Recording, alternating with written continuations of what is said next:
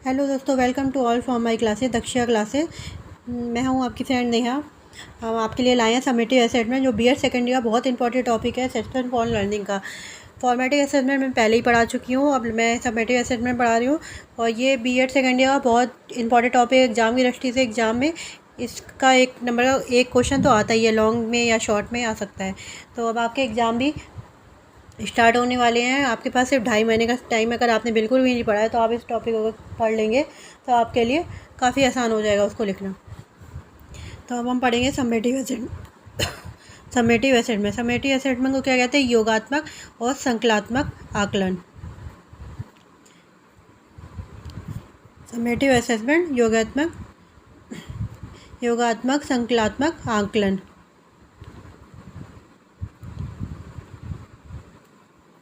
Formative assessment का आपको पता ही है, आपने वीडियो देखी है। और अगर आपने वीडियो नहीं देखी फॉर्मेटिव असेसमेंट की तो आप फॉर्मेटिव असेसमेंट की वीडियो देख सकते हैं, फिर उसके बाद आप ये समेटिव असेसमेंट देख सकते हैं। जब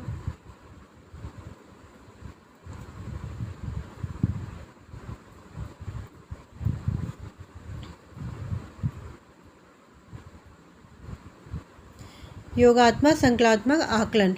योगात्मक आकलन को सीखने के आकलन के नाम से भी जाना जाता है। इस प्रकार का आकलन कार्य, पाठ या इकाई शिक्षण के उपरांत किया जाता है। और फॉर्मेटिव वैल्यूएशन क्या होता है? जब हमारी शिक्षा प्रक्रिया चल रही होती है, उसके बीच में जब हम बच्चों का इवैल्यूएशन करते हैं तो उसे कहते हैं फॉर्मेटिव वैल्यूएशन।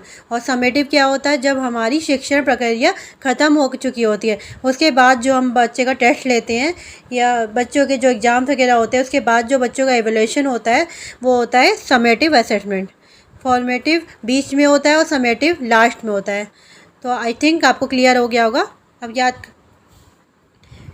अब योगात्मक आकलन को सीखने के आकलन के नाम से भी जाना जाता है।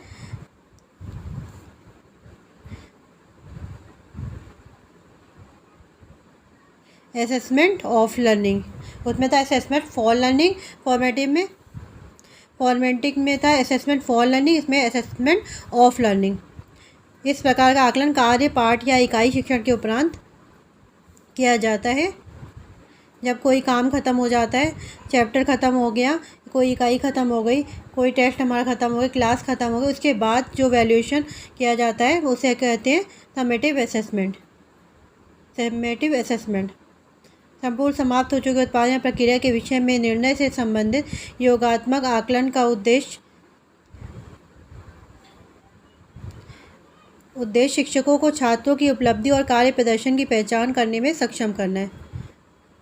हम क्या कभी किसी यूनिट का या किसी भी बच्चे का असेसमेंट करते हैं तो हमारी असेसमेंट प्रक्रिया जो ख़त्म हो गई, चैप्टर ख़त्म हो गया, सेमेस्टर सिस्टम ख़त्म हो चुका हो, सेमेस्टर कोर्स ख़त्म हो गया किसी बच्चे का, या फिर उसकी क्लास ख़त्म हो चुकी, फाइनल एग्ज़ाम लेने के बाद जो बच्चे का असेसमेंट कराया जाता है, ओवरऑल जो वैल्यूएशन बच्चे का किया जाता है उसे ही कहते हैं समेटिव असेसमेंट। योगात्मक आकलन का उद्देश्य शिक्षक को छात्रों की उपलब्धि और कार्य प्रदर्शन की पहचान करने में सक्षम करना है। तो यहाँ पर टीचर का उद्देश्य क्या होगा? समेटिव असेसमेंट का उद्देश्य क्या होगा? टीचर छात्रों की उपलब्धि का पता लगाएगा जब उसका फाइनल रिजल्ट आने के बाद, क्योंकि यहाँ पे चेंज हम नहीं कर सकते। फाइनल रिजल्ट होता है, उसमें हम बताएंगे कि आपकी उपलब्धि हासिल करी है, या आपके इतने मार्क्स आए हैं, या आपने इतना अच्छा स्कोर गेन किया है। और यहाँ पर फॉर्मेटिव था, उसमें हम बीच में चेंज कर सकते हैं, लेकिन समेटिव में हम भी कोई भी चेंज या बदलाव नहीं कर सकते। और जो बच्चे का प्रदर्शन है उसको पहचानने में टीचर की क्या करता है? हेल्प करता है। टीचिंग को सक्षम बनाता है। ये शिक्षकों को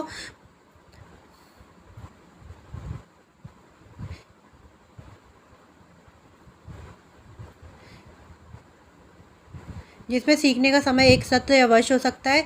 ये शिक्षकों को पुनर्वलन प्रदान करता है, विद्यार्थियों के प्रदर्शन के आधार पर निर्णय करता है कि उद्देश्य की प्राप्ति कहाँ तक हुई है। टीचर्स को पुनर्बलन प्रदान करता है। जो टीचर का उद्देश्य होता है बच्चों के व्यवहार में वांछित परिवर्तन लेकर आए, जो बच्चों के पास नॉलेज है उसको इंक्रीज़ करें, जो सब्जेक्ट टीचर पढ़ा रहा है उससे रिलेटेड बच्चों को नॉलेज दे। तो लास्ट में क्या होएगा? समेटिव असेसमेंट जब हम करेंगे तो ये हम देखेंगे कि हमारा जो उद्देश्य था उसकी प्राप्ति कहाँ तक हुई है। हमने जो हमारा जो एम था, हमारा जो उद्देश्य था, हम बच्चों को स्तर है जो इंक्रीज़ करें, वहाँ तक हम लेकर जाएंगे जहाँ तक हम बच्चों को लेकर जाना चाहते हैं, उनकी नॉलेज में इंक्रीज़ हम करेंगे। तो ये सब होता है समेटिव एवेल्यूशन में। हम उद्देश्य की प्राप्ति कहाँ तक हुई है, इस बात का भी पता हमें होना चाहिए। ठीक है, चलिए इसकी एक डेफिनेशन है इसके दुबे के अनुसार। योगात्मक आकलन एक व्यापक प्रक्रिया है जो कि छात्रों का शैक्षिक, व्यक्तिगत और व्यवहारिक आकलन करती है और छात्रों के सभी पक्षों के विकास स्तर को स्पष्ट करती है। समेटिव असेसमेंट में बच्चे के ओवरऑल डेवलपमेंट को देखा जाता है, कितना बच्चे ने सीखा है, कितना बच्चे के व्यवहार में परिवर्तन आया है, ये सब। उसके बाद है इसके मेरिट देखेंगे। समेटिव असेसमेंट के क्या मेरिट है। योगात्मक आकलन में विद्यार्थियों के संपूर्ण पक्षों का आकलन किया जाता है। इसमें सभी पक्षों से संबंधित सूचनाएं इकट्ठी की जाती है। योगात्मक आकलन में क्या होता है, विद्यार्थियों के संपूर्ण पक्षों का आकलन किया जाता है और इससे सभी पक्षों से संबंधित जो इन्फॉर्मेशन है उसको इकट्ठी की जाती है।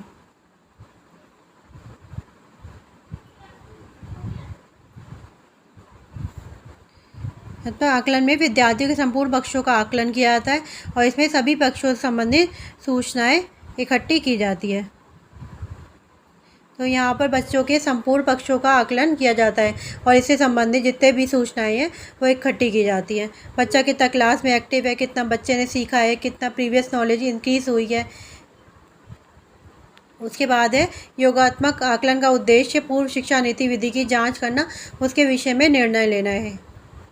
तो यहाँ पर योगात्मक आकलन का क्या उद्देश्य है, जो पुरानी शिक्षा नीति है जो पिछली क्लास में आया है उससे पहले हमने बच्चे को कौन सी शिक्षा नीति लाई थी या बच्चे की प्रीवियस नॉलेज क्या थी उसको देखना है और अपनी मेथड को चेंज करना है। यहाँ पर बच्चे का लेवल क्या है, इंक्रीज़ हो गया है, तो हमें अपने पढ़ाने का मेथड थोड़ा चेंज करना होगा। और क्लास भी थोड़ी बढ़ गई है, तो 6 से 7 हो गई, 7 से 8 हो गई, अगली क्लास में बच्चा आ गया, तो हमें अपना मेथड भी थोड़ा चेंज करना पड़ेगा। पुराने मेथड से हम उसे नहीं पढ़ा सकते और इसमें यहाँ पर क्या होगा, बच्चे का शैक्षिक संबंधी विकास में भी हम योगदान दे सकते हैं। उसके बाद नेक्स्ट है इसका प्रयोग शैक्षणिक कार्यक्रमों की प्रभावशीलता का अनुमान लगाने के लिए भी किया जाता है। कौन से शैक्षिक कार्यक्रम से हम चेंज कर सकते हैं, क्या हम कुछ बदलाव कर सकते हैं बच्चों को पढ़ाने में, अपने मेथड को हम कितना बदल सकते हैं। उसके बाद है योगात्मक आकलन, छात्रों के ज्ञान स्तर का भी आकलन किया जाता है।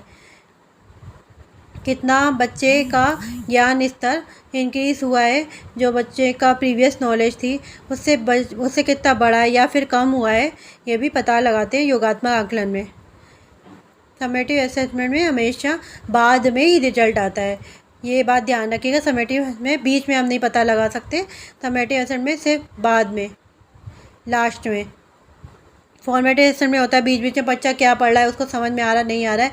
यहाँ पर समेटिव असेसमेंट में क्या होता है, लास्ट में पता चलता है। लास्ट में जब बच्चे का फाइनल टेस्ट होता है उसके बाद जो उसका रिजल्ट आता है, उसके रिपोर्ट आता है, वो बताएगा कि पेरेंट टीचर मीटिंग होती तो पेरेंट्स को बताएंगे, बच्चे को बताएंगे, बच्चे को पता चलेगा कि क्लास में जब उसने एंट्री करी थी फर्स्ट क्लास में तब उसका लेवल कितना था और अब कितना लेवल कितना हाई गया है, लो गया है या डाउन गया है। ये सारी चीज़ें वहाँ पे पता चलती है समेटिव असेसमेंट में लास्ट में। ठीक है, छात्रों के शैक्षणिक रिकॉर्ड में अंक या श्रेणी के रूप में दर्ज किए जाते हैं, जो टेस्ट, स्कोर, रिपोर्ट कार्ड की फॉर्मेट में हो सकते हैं, जिनका उपयोग स्कूल कॉलेज में प्रवेश लेने के लिए किया जाता है। जब बच्चे का लास्ट में एवल्यूशन किया जाता है तो उसके जो मार्क्स होते हैं, रिपोर्ट कार्ड होता है, उसमें भी एग्ज़ाम देते अंक होते हैं, ग्रेड कौन सी दिए नहीं दिए बता सकते हैं, असेसमेंट कर सकते हैं। नेक्स्ट में पता चलता परियोजना अपने लक्ष्यों या उद्देश्यों तक पहुंची है, यानी जो टीचर का उद्देश्य या टीचर का जो उद्देश्य होता है कि हम अपना बेस्ट दे सकें अपने बच्चों को और बहुत ही अच्छे तरीके से बच्चों को पढ़ाएंगे। अगर बच्चे नहीं समझ पाए हैं तो उसे चेंज करेंगे। तो क्लास में जो बच्चे का रिजल्ट आता है उसमें हम देखते हैं कि हमारे जो उद्देश्य थे कहाँ तक पहुँचे हैं, पूरे हुए हैं या नहीं। उसके बाद देखते हैं कि दोनों में डिफरेंस क्या है, रचनात्मक और योगात्मक आकलन में क्या अंतर, difference between formative and summative assessment. रचनात्मक आकलन का प्रयोग शिक्षण प्रक्रिया की दिशा का ज्ञान करने के लिए होता है, जबकि योगात्मक आकलन का प्रयोग शिक्षण प्रक्रिया कितनी सफल रही इसका ज्ञान करने के लिए होता है। फॉर्मेटिव असेसमेंट का जो प्रयोग होता है वो शिक्षण प्रक्रिया चल रही होती है, उसमें बीच में असेसमेंट करते हैं कि हमें चेंज करना है, क्या ज़रूरत है। और समेटिव असेसमेंट लास्ट में देखेंगे कि जो हमने मेथड चेंज किया है या जिस तरीके से हमने बच्चे को पढ़ाया है वो कितना कहाँ तक सफल हो सका है। उसके बाद है फॉर्मेटिव असेसमेंट शिक्षण प्रक्रिया के दौरान लगातार होता है, जबकि योगात्मक आकलन निश्चित अवधि के बाद होता है। फाइनल एग्ज़ाम हो जाते हैं, फाइनल टेस्ट हो जाते हैं, उसके बाद होता है समेटिव। रचनात्मक आकलन का प्रयोग अधिगम के लिए आकलन के रूप में किया जाता है।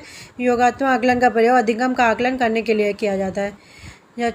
जो फॉर्मेटिव असेसमेंट होता है अधिगम के लिए असेसमेंट फॉर लर्निंग होता है, और समेटिव जो असेसमेंट ऑफ लर्निंग।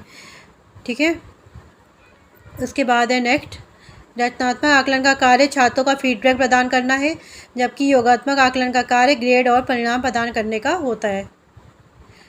जो फॉर्मेटिव असेसमेंट होता है, जब हम बच्चे को पढ़ा रहे होते हैं, जो टीचिंग करते हैं, तो बच्चों का आंसर आता है, बच्चों का फीडबैक आता है। समेटिव इवैल्यूएशन में क्या होगा, जब बच्चे का रिजल्ट आएगा, ग्रेड आएगा, वहाँ पर देखा जाएगा बच्चे ने कितना चेंज हुआ है। उसके बाद है फॉर्मेटिव असेसमेंट द्वारा विद्यार्थियों में ये पता लगाया जाता है कि उसे कहाँ सुधार की आवश्यकता है। फॉर्मेटिव असेसमेंट में, जबकि समेटिव असेसमेंट विद्यार्थियों को पता लगाना लगता है कि उसमें कितना सुधार किया है।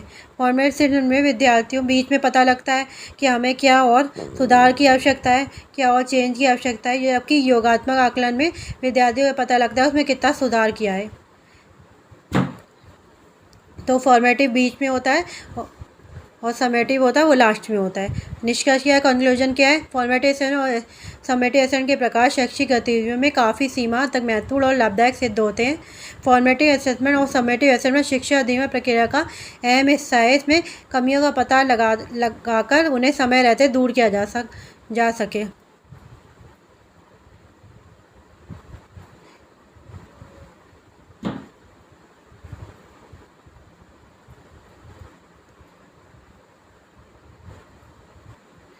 फॉर्मेटिव असेसमेंट समेटिव असेसमेंट शिक्षण अधिगम प्रक्रिया का अहम हिस्सा है, जिसमें कमियों का पता लगाकर उन्हें समय रहते दूर किया जा सके। कमियों का पता लगा के हम उन्हें दूर कर सकते हैं फॉर्मेटिव एवैल्यूएशन में। फॉर्मेटिव एवैल्यूएशन में हम दूर कर सकते, समेटिव एवैल्यूएशन में ऐसा नहीं होता है। समेटिव एवैल्यूएशन में फाइनल टेस्ट के बाद हम लास्ट में कुछ भी चेंज नहीं कर पाएंगे। तो ये होता है फॉर्मेटिव असेसमेंट में कमियों का पता लगाना। तो ये था आपका summative assessment. Thanks for watching. अगर आपको हमारी वीडियो पसंद आई तो please like share and subscribe जरूर करिए।